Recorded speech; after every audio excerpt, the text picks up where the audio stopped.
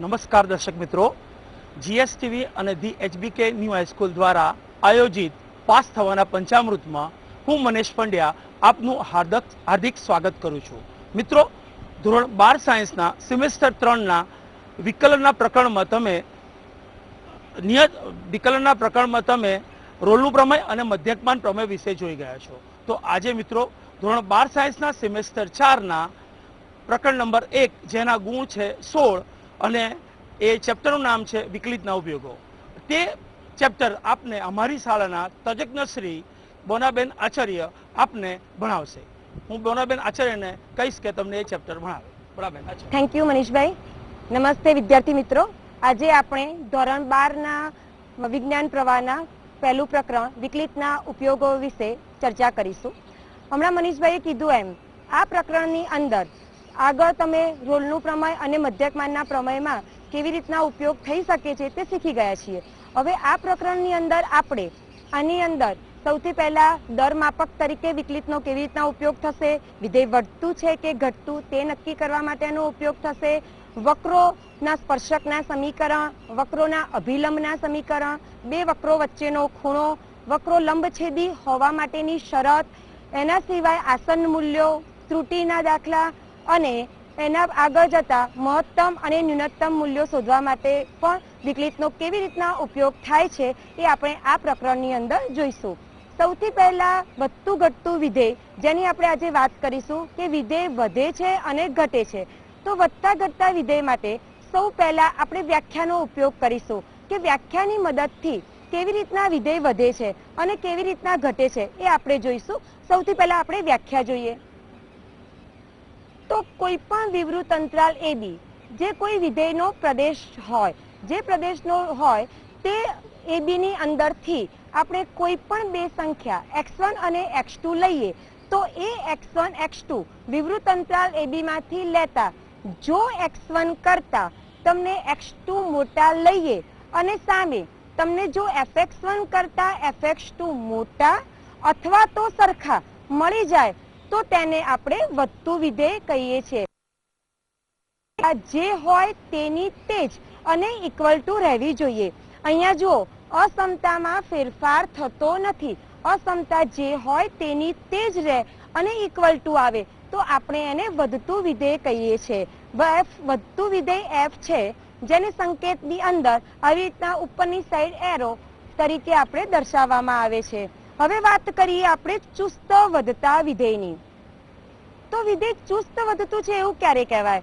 તો ઉપર જેમ મેં તમને વધતા વિધેયમાં સમજાયું કે અસમતાનો ક્રમ બદલાતો નથી, પણ ત્યાં આગળ કેવું હતું? Less than or equal to હતું. પણ ચુસ્ત વધતા વિધેયની વાત કરીએ તો ચુસ્ત વધતા વિધેયની અંદર અસમતાનો ક્રમ બદલાતો નથી, એમાં ઇક્વલ ટુ આવે નહીં.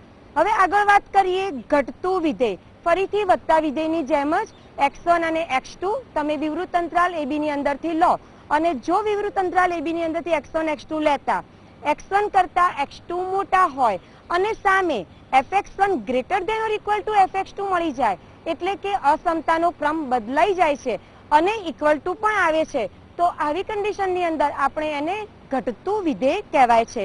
ઘટતા વિધેય માટે એરોને આવી રીતના નીચેની તરફ દર્શાવે છે f અને એરો નીચે એટલે કે f ઘટતું વિધેય છે. હવે વાત કરીએ ચુસ્ત ઘટતા વિધેયની.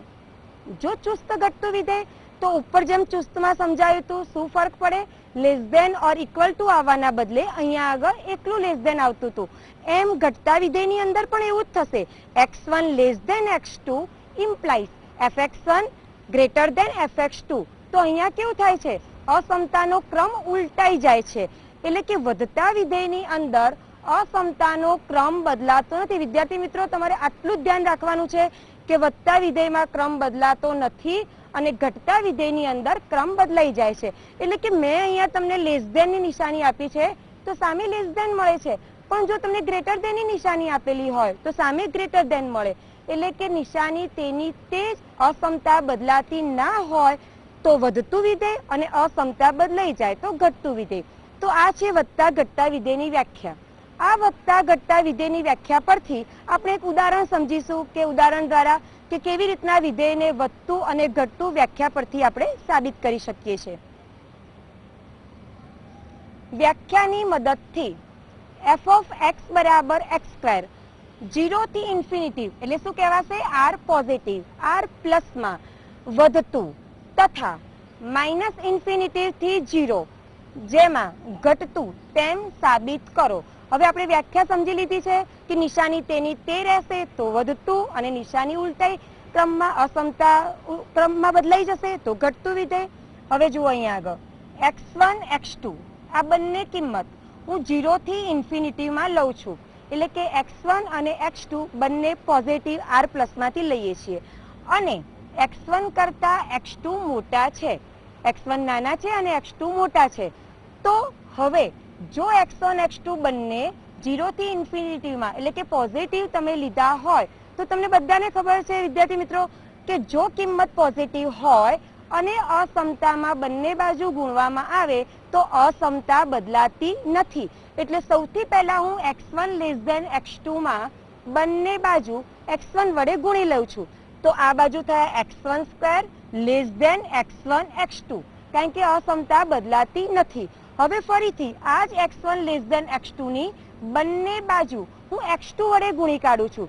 x2 પણ કેવા છે 0 થી ઇન્ફિનિટીમાં એટલે પોઝિટિવ કિંમત છે માટે અહીંયા પણ અસમતા બદલાતી નથી. એટલે તમને શું મળ્યું વિદ્યાર્થી મિત્રો x1 square less than x1 x2 અને બીજું શું મળ્યું x1 x2 less than x2 square. હવે આપણે આ બંનેને ભેગા કરીએ એટલે કે આના કરતા આ મોટા છે અને આના કરતા આ મોટા છે તો આપણને મળશે x1 square less than x2 square. તો આપણે લીધા હતા શું x1 કરતા x2 મોટા અને મળી શું ગયું આપણને x1 square less than x2 square એટલે કે આપણી પાસે fx x સ્ક્વેર હતા એટલે અહીંયા હું x1 સ્ક્વેર ને શું લખી શકું છું fx1. એવી જ રીતના x2 સ્ક્વેર ને વિધેય બધા જાણો જ છો શું લખી શકીએ છીએ f of x2. અહીંયા વ્યાખ્યા આપણે શીખ્યા હતા કે x1 કરતા જો x2 મોટા હોય અને મને fx1 કરતા fx2 મોટા મળી જાય તો શું કહેવાશે વધતું વિધેય. હવે પાછા આપણે અહીંયા આવતા રહીએ કે જો x1 કરતા x2 મોટા હતા અને fx1 કરતા fx2 મોટા મળી ગયા માટે f એ 0 થી ઇન્ફિનિટીમાં વધતું વિધેય છે. વિદ્યાર્થી મિત્રો ઘણીવાર પરીક્ષાની અંદર ખાલી એવું પણ પૂછાશે કે વ્યાખ્યાની મદદથી r પ્લસમાં વધતું વિધેય છે તેમ સાબિત કરો. કોઈક વખત એમ પણ પૂછાશે કે r માઇનસમાં એટલે કે માઇનસ થી ઇન્ફિનિટીમાં ઘટતું વિધેય છે તેમ સાબિત કરો. પણ જો બંને સાથે પૂછાય તો બંનેની સાબિતી આપણે આપવી પડે. હવે વાત કરીએ માઇનસ ઇન્ફિનિટી થી 0 ની વચ્ચેની. માઇનસ ઇન્ફિનિટી થી 0 ની વચ્ચેની એટલે કે તમારી કિંમત કેવી આવશે ઋણ આવશે. જો x1 કરતા x2 મોટા હોય અને અસમતામાં કેવું હોય કે જો તમે ઋણ કિંમતને અસમતાની બંને બાજુ ગુણો છો તો અસમતાનો ક્રમ ઉલટાઈ જાય છે એમાં પણ. તો અહીંયા x1 કરતા x2 કેવા છે મોટા. હવે બંને બાજુ હું x1 વડે ગુણી કાઢું છું તો અસમતા શું થઈ જશે x1 square greater than x1 x2. ઋણ કિંમત ગુણતા અસમતા બદલાઈ જાય છે. હવે એવી જ રીતના x1 લેસ ધેન x2 માં હું બંને બાજુ x2 વડે ગુણી કાઢું છું તો x2 વડે ગુણવાથી અસમતામાં x1 x2 greater than x2 square મળ્યા. એટલે તમને શું મળ્યું x1 સ્ક્વેર કરતા x1 x2 નાના છે અને x1 x2 કરતા x2 સ્ક્વેર નાના છે તો સરવાળે આપણને મળ્યું x1 square greater than x2 square.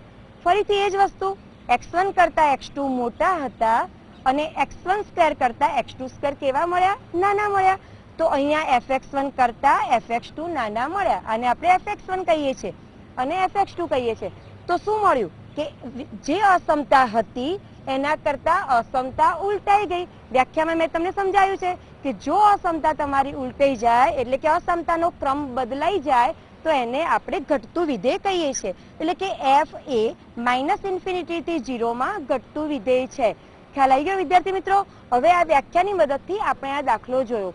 હવે આપણે આ પ્રકરણની અંદર વ્યાખ્યા સિવાય વિકલિતની કસોટી દ્વારા કેવી રીતના દાખલા મેળવી શકીએ એના માટેનો એક પ્રમેય સમજાવું છું તમને લોકોને.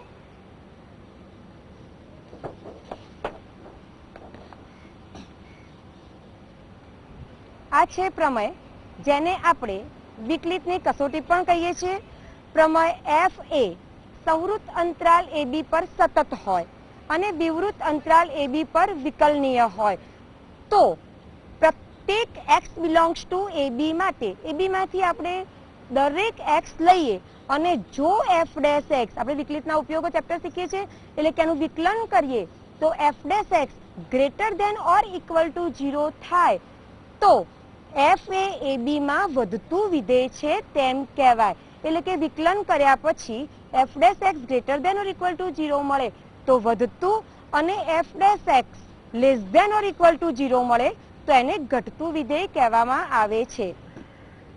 પણ જો એફ ડેશ એક્સ માત્ર ગ્રેટર ધેન 0 મળે છે તો આપણે એને ચુસ્ત વધતું વિધેય કહીએ છીએ અને એફ ડેશ એક્સ માત્ર લેસ ધેન 0 મળે તો આપણે એને ચુસ્ત ઘટતું વિધેય કહીએ છીએ. એટલે કે જ્યારે પણ તમે વિકલિતની કસોટી દ્વારા તમારે વિધેય વધતું છે કે ઘટતું તેવું સાબિત કરવું હોય તો સૌ પ્રથમ તમારે વિધેયનું વિકલન કરાવવું પડે. વિકલન કર્યા પછી એની કિંમત જો ગ્રેટર ધેન 0 આવે તો આપણે વધતું વિધેય કહીશું અને જો લેસ ધેન 0 આવે તો આપણે એને ઘટતું વિધેય કહીશું.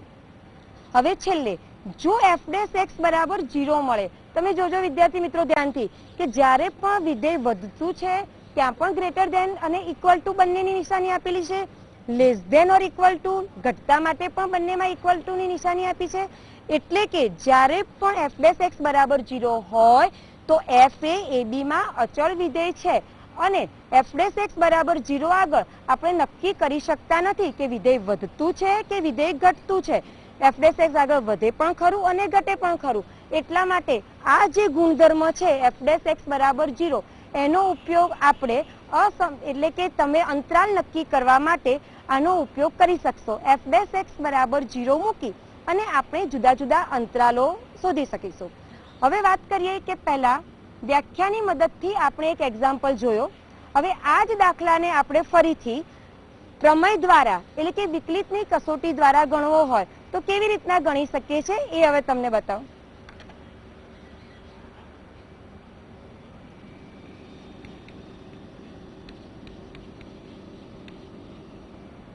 આજ આપણી પાસે જે રકમ છે એ જ રકમની અંદર F x A x square F x equal to x square છે. 0 થી ઇન્ફિનિટીમાં વધતું વિધેય છે એવું આપણે સાબિત કરવું છે.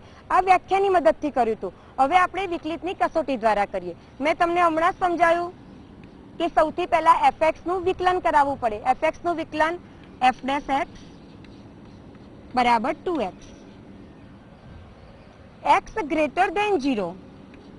જો એક્સ ની વેલ્યુ 0 થી ઇન્ફિનિટીમાં લઈએ, આર પ્લસમાં લઈએ તો એને કહેવાય ગ્રેટર ધેન 0. તો એક્સ ની કિંમત 0 કરતા મોટી લઈએ અને જો એને આપણે 2 વડે ગુણીશું તો આપણને ખબર છે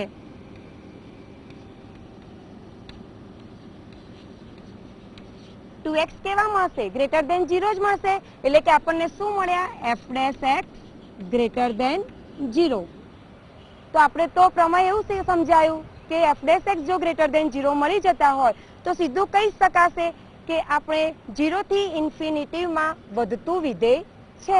હવે વાત કરીએ આપણે ઘટતા વિધેયની તો આ જ ફરીથી એફ ડેશ માટે જો એક્સ લેસ ધેન 0 તો 2x લેસ ધેન 0 થવાના છે અને 2x લેસ ધેન 0 થયા એટલા માટે એફ ડેશ એક્સ પણ કેવા થયા? Less than 0. પાછું આપણો પ્રમેય શું કહે છે? જો F dash X less than 0 થતા હોય તો આપણે એને કેવું વિધેય કહીએ છીએ? ઘટતું વિધેય કહીએ છીએ. એટલે કે જો તમે વિકલિતની કસોટી ઉપરથી આ દાખલાને ગણતરી કરો તે બહુ ઈઝી રીતે તમે ગણતરી કરી શકવાના છે. એટલે કે વ્યાખ્યા કરતા પ્રમેયની મદદથી દાખલો ગણવો આપણા માટે સહેલો પડશે. આ પહેલી રીત હતી કે જેની અંદર વ્યાખ્યાની મદદથી આપણે વિધેય વધતું છે કે ઘટતું તે નક્કી કર્યું. હવે આગળ તમે કોઈ અંતરાલ આપી દીધેલ હોય અને એ અંતરાલની અંદર વિધેય વધતું છે કે ઘટતું તે કેવી રીતના નક્કી કરીશું એ હું તમને બોર્ડ ઉપર એક એક્ઝામ્પલ છે એના ઉપરથી તમને સમજાવું છું.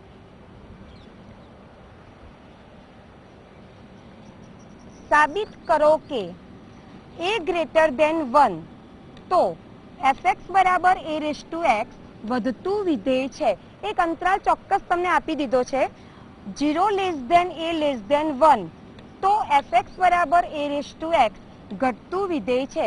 આવું આપણે સાબિત કરવાનું છે. તો હવે આપણી પાસે fx હતા a રેઝ ટુ x તમને મેં પ્રમેયમાં સમજાવી દીધું. કે વિકલન કરવાનું. જો વિકલન તમને ગ્રેટર દેન 0 મળી જશે તો આપણને વધતું વિધેય છે એવું કહી શકીશું. હવે એનું વિકલન કર્યું, fx નું વિકલન કર્યું f ડેશ x. હવે f dash x A raise to x નું વિકલન બધાને આવડે જ છે, ત્રીજા સેમેસ્ટરમાં આપણે શીખી જ ગયા છીએ, a raise to x log a. હવે આ a raise to x log a આપણે ગ્રેટર દેન 0 બતાવવા પડે અથવા તો લેસ દેન 0 બતાવવા પડે. પહેલી કન્ડિશન લઈએ છે, જો a ગ્રેટર દેન 1, જો એની કિંમત તમે 1 કરતા મોટી લો તો log a કેવા મળશે? Greater than 0. બંને સાઈડ આપણે log લઈ લઈએ, બધાને ખબર છે log 1 કેટલા થશે? 0. માટે log a greater than 0. a race to x તો હંમેશા 0, જો એની વેલ્યુ 0 કરતા મોટી, 1 કરતા મોટી, તો એ કન્ડિશનમાં a રેસ ટુ x તો હંમેશા પોઝિટિવ જ થશે. એટલે કે તમારી પાસે log a પણ ગ્રેટર દેન 0 મળે છે, a રેસ ટુ x પણ ગ્રેટર દેન 0 મળે છે. માટે f ડેશ x કેવા મળ્યા? ગ્રેટર દેન 0 મળ્યા. મિત્રો, આ એક વ્યાપક સમીકરણ છે. એની વેલ્યુ એ અત્યારે આપણે અહીંયા લીધી નથી, એની વેલ્યુ તમે જુદી લો. તમારા એક ઉદાહરણની અંદર 13મા ઉદાહરણમાં એની વેલ્યુ 1/2 આપેલી છે. એ રીતના એની વેલ્યુ 1/2 હોય, 1/3 હોય, 2 હોય, આવી એની વેલ્યુ જુદી જુદી લેતા આ એક વ્યાપક પ્રકારનો દાખલો થઈ ગયો કે જો એની વેલ્યુ 1 કરતા મોટી ક્યારેય પણ હોય, એટલે કે ધારો કે 3 રેસ ટુ x નો દાખલો તમને પૂછાય એમસીક્યુમાં, તો તમને તરત જ આઈડિયા આવી જવો જોઈએ કે આપણે આ વિધેય કેવું વિધેય થઈ ગયું? વધતું વિધેય છે તેમ કહેવાય. હવે બીજા નંબરની વાત કરીએ, એટલે કે 0 less than a less than 1 ની જો એની વેલ્યુ 0 અને 1 ની વચ્ચે હશે તો શું થશે? આપણી પાસે log a લેસ દેન 0 મળશે. અને હમણાં કીધું તો એમ a રેસ ટુ x તો કોઈ પણ એ પોઝિટિવ સંખ્યા માટે હંમેશા ગ્રેટર દેન 0 હોય જ છે. એટલે કે a રેસ ટુ x તો ગ્રેટર દેન 0 થાય, log a પોતે લેસ દેન 0 થયા, માટે f ડેશ x કેવા મળશે? લેસ દેન 0 મળશે. માટે તમારા માટે f કેવું વિધેય થઈ ગયું? ઘટતું વિધેય થઈ ગયું. આ તમને આપેલી અસમતા, તમને કોઈ ચોક્કસ અસમતા આપી દીધી હોય અને જો વિધેય વધતું છે કે ઘટતું સાબિત તમારે કરવું હોય તો આ રીતે તમે એની સાબિતી આપી શકો છો. હવે આ બીજી મેથડ થઈ તમારે. હવે ત્રીજી મેથડની વાત કરીએ તો કોઈ વખત તમને અંતરાલ આપી દીધો હોય પણ એ અંતરાલની અંદર તમને ભાગ પડતા હોય તો કેવી રીતના આપણે એને વિધેય વધતું કે ઘટતું સાબિત કરી શકીશું એ હવે હું તમને સમજાવું છું.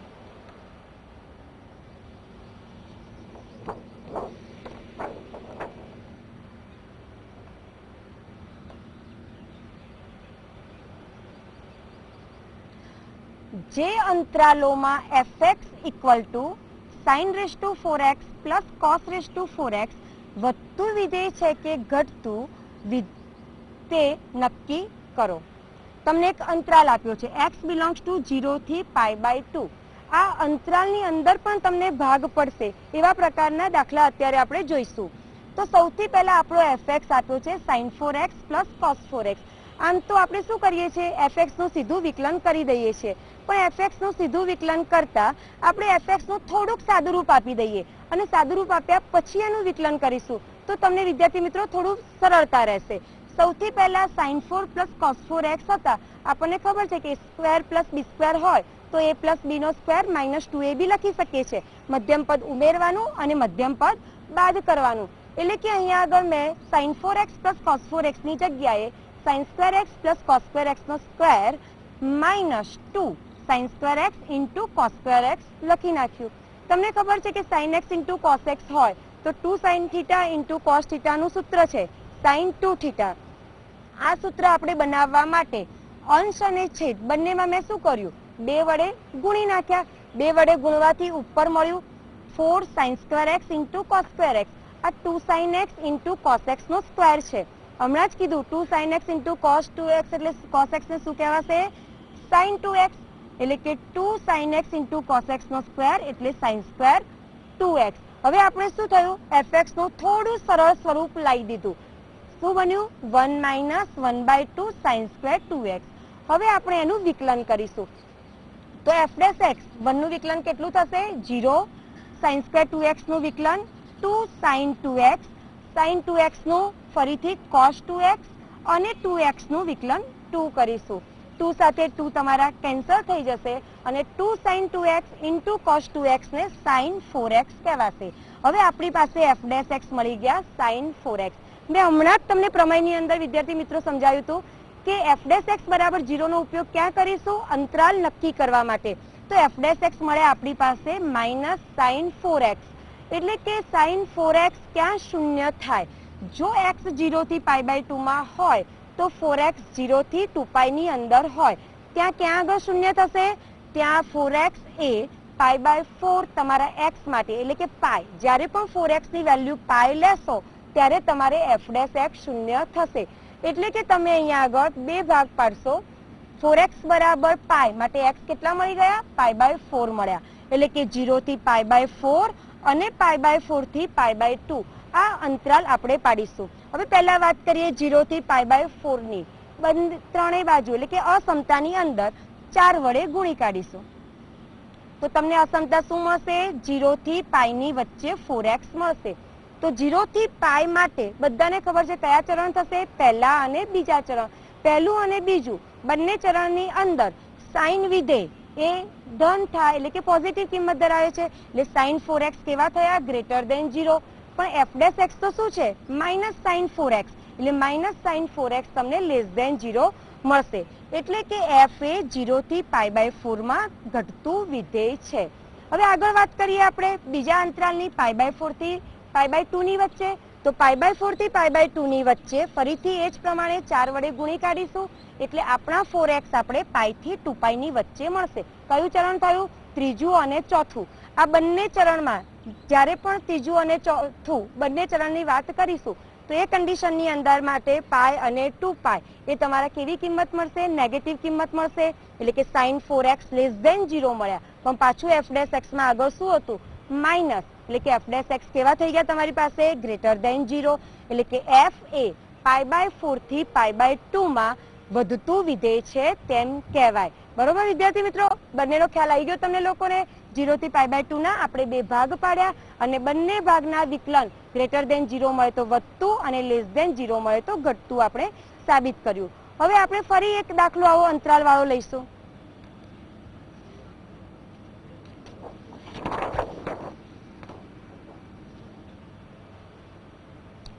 વિધેય f ફ્રોમ r થી r. એક fx આપ્યો છે તમને કે 3x4 -4x³ -12x² +5 કયા અંતરાલમાં વધે છે? આપણે અંતરાલ નક્કી કરવો છે ફરીથી, અને કયા અંતરાલમાં ઘટે છે તે નક્કી કરો. fx આપ્યા છે તમારી પાસે 3x4 -4x³ -12x² +5. વિકલન કરીએ. બધાને ખ્યાલ છે x4 નું વિકલન કેટલું થશે? 4x³ x³ નું વિકલન કેટલું થશે? 3x². x² નું વિકલન 2x, એટલે કે આપણી પાસે 4 3 12x³ -12x² -24x. ત્રણે ત્રણ પદમાંથી 12x કોમન નીકળી જશે, અંદર વધશે x² -x -2. x² -x -2 ના બે ભાગ પડશે, x -2 અને x +1. હવે વિદ્યાર્થી મિત્રો, જે તમને મેં કીધું હતું કે f' બરાબર 0 લઈ અને આપણે જુદા જુદા અંતરાલો નક્કી કરીશું, તેમ અહીંયા આગળ પણ આના બરાબર 0 મૂકવાના નહીં, આપણે મૂકી અને જોઈ લેવાનું. જો f' બરાબર હું 0 મૂકું છું તો x ની કિંમત 0 થશે, અથવા તો 2 થશે, અથવા તો -1 થશે. તો આ બધા જ ભાગ પાડ્યા, એક તો 0 -1 અને 2. હવે 0 -1 અને 2 એ સંખ્યા રેખાને 4 ભાગમાં વિભાજિત કરશે, જેને આપણે પ્રદેશ તરીકે અહીંયા આગળ મેં દર્શાવ્યો છે. પહેલો ભાગ કયો? -1 કરતા નાનો, બીજો ભાગ -1 થી 0 ની વચ્ચે, ત્રીજો ભાગ 0 થી 2 ની વચ્ચે અને ચોથો ભાગ 2 કરતા અનંત ઇન્ફિનિટિવ સુધી. તો પહેલો ભાગ લઈએ x <-1. તો હવે આપણે જોવું છે કે f' પોતે પોઝિટિવ મળે છે કે નેગેટિવ મળે છે. સૌથી સરળ રીત વિદ્યાર્થી મિત્રો, તમે -1 x <-1 હોય ત્યારે -1 કરતા નાની કોઈ પણ કિંમત લઈ અને તમે ચેક કરી શકો છો. ધારો કે -1 કરતા નાની એક વેલ્યુ આપણે લઈ લઈએ -2, તો અહીંયા આગળ તમને ખબર છે x -2 પોતે તો કેવા કહેવાશે? નેગેટિવ. અહીંયા માઇનસ લખી નાખ્યા. x ની જગ્યાએ હું -2 લખીશ તો -2 કેટલા મળ્યા? -4, એટલે પણ નેગેટિવ કહેવાશે. -2 મૂકીશ, -2 + 1 એટલે કે માઇનસ, એ પણ તમને માઇનસ દેખાયા. Minus into minus into minus, તો f' કેટલા મળી ગયા? નેગેટિવ મળ્યા. આપણને ખબર છે કે જો f ડેશ x નેગેટિવ મળી જાય તો માઇનસ ઇન્ફિનિટી થી -1 માં f ઘટતું વિધેય છે. એ જ રીતે વિદ્યાર્થી મિત્રો -1 થી 0 વચ્ચે તમારે જોવું હોય તો કોઈ પણ એક કિંમત -0.5 લઈ લો. એ કિંમત લઈ અને તમે આસાનીથી જોઈ શકો છો કે x - 2 x + 1 કે x ની કિંમત પોઝિટિવ થાય છે કે નેગેટિવ થાય છે. જો કિંમત પોઝિટિવ થશે તો ત્યાં લખીશું વધતું વિધેય છે. જો કિંમત નેગેટિવ થશે તો ત્યાં લખીશું ઘટતું વિધેય છે. એટલે કે 0 થી 2 ની વચ્ચે તમારું વિધેય કેવું છે? ઘટતું વિધેય છે. અને x > 2 આગળ બધી જ કિંમતો જુઓ પોઝિટિવ મળે છે. કોઈ પણ એક કિંમત લઈને જોઈ લેવાનું. 3 મૂકી અને ચેક કરી લેશો તો પણ તમને બધી કિંમતો કેવી મળશે? પોઝિટિવ મળશે. એટલે કે તમારે અહીંયા પણ કિંમત પોઝિટિવ મળે છે. એટલે કે -∞ થી -1 માં ઘટતું છે, -1 થી 0 માં વધતું છે, 0 થી 2 માં પાછું ઘટતું છે અને 2 થી ઇન્ફિનિટી સુધી જ્યારે પણ તમે કિંમતો લેશો તો એની અંદર વિધેય કેવું છે? વધતું. આ જુદા જુદા અંતરાલ તરીકે તમે વિકલિતનો ઉપયોગ કરી શકો છો. હવે ચોથી રીત તમે વિચારીએ તો જ્યારે તમને આપી જ દીધું હોય કે વિધેય વધતું છે કે ઘટતું, તો તમારે એવા દાખલા પૂછાશે કે વિધેય વધતું છે કે ઘટતું તેમ આપેલ હોય અને અચળાંક તમારો શોધવાનો હોય તો એવા દાખલા કેવી રીતના ગણીશું એ સમજાવું છું.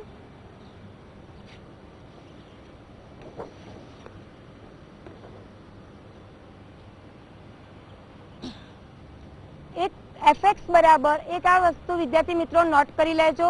આ તમારે યાદ જ રાખવાનું છે કે જો કોઈ પણ દ્વિઘાત સમીકરણ a ≠ 0 માટે જો fx > 0 હોય તેના માટેની શરત ડેલ્ટા <0 અને a > 0. fx < 0 હોવા માટેની શરત ડેલ્ટા <0 અને a < 0. એટલે કે વિદ્યાર્થી મિત્રો તમે જુઓ કે વિધેય વધતું હોય કે ઘટતું બંને કન્ડિશનમાં એટલે કે fx > 0 હોય કે <0 હોય ડેલ્ટા તો હંમેશા કેવા થશે? <0. આ કાયમ માટે યાદ રાખજો. જો a > 0 તો fx > 0, a <0 તો fx <0. હવે વાત કરીએ કેવી રીતના કિંમત શોધીશું. f ' x એટલે કે વિધેયનું તમે વિકલન કરીશું. વિકલન કરી અને એમાંથી જો તમે 3 કોમન કાઢશો તો તમને એક દ્વિઘાત પદાવલી મળશે. આ જે દ્વિઘાત પદાવલી છે એના માટે ડેલ્ટા શોધીશું. 10મા સુધીમાં તમે આ વસ્તુ શીખી ગયા છો કે ડેલ્ટા એટલે b² - 4ac અને જો એ મળ્યા 36a² - 12a. હવે તમને અહીંયા સમજાયું કે દ્વિઘાત પદાવલી ધન હોવા માટે શું થાય? ડેલ્ટા આપણો ડેલ્ટા છે એ કેવો થવો જોઈએ? <0 અને એ પોતે કેવા હોવા જોઈએ? <0. એટલે કે તમે ડેલ્ટા 12a 3a - 1 <0 જો a ≠ 0 હોય તો એ શું મળશે? <1 આસાનીથી તમે આ સમજી શકો છો કે 3a - 1 હોય તો એ કેવા મળશે? <1/3. અને જો એની વેલ્યુ તમે 0 લેશો તો f ' x અહીંયા 0 મૂકી દેવાના. તો જો તમે 0 મૂકશો તો તમારી કિંમત કેવી મળશે? 9. એટલે કે તમારા માટે f ' x < 0 મળે છે. એ ≠ 0 માટે પણ ગ્રેટર ધેન તમારા મળે. કેટલા? 1/3 કરતા નાના. અને એ બરાબર 0 માટે 0 મળ્યા. એટલે કે 0 થી 1/3 માટે f વધતું વિધેય છે. વિદ્યાર્થી મિત્રો ખ્યાલ આવી ગયો તમને લોકોને કે આ કેવી રીતના એની કિંમત તમે શોધી શકો છો? વિધેય વધતું છે કે ઘટતું એ સાબિત કરવાનું ચોક્કસ તમને હવે ખ્યાલ આવી જ ગયો હશે. સરસ ગુનાબેન, તમે વિકલિતના ઉપયોગો વિશે ખૂબ જ સારી માહિતી આપી. છોકરાઓને 12 સાયન્સની અંદર વિકલિતના ઉપયોગોની અંદર જો તકલીફ પડતી હોય તો વધતા ઘટતા વિધેય વિશે પડતી હોય છે. તો બેને તમને પ્રમેય તેમજ વ્યાખ્યાની મદદથી બંને ખૂબ સરસ રીતે સમજાયા. હું માનું ત્યાં સુધી તમને આ પ્રકરણમાં હવે વધતા ઘટતા વિધેય વિશે કોઈ જાતની તકલીફ પડી નહીં હોય. લગભગ આની અંદર તમને પૂરા ગુણ મળવાની શક્યતા છે. બીજું તમને કહું તો કાલે પ્રકાશિત જે થવાનું છે એપિસોડ એમાં 12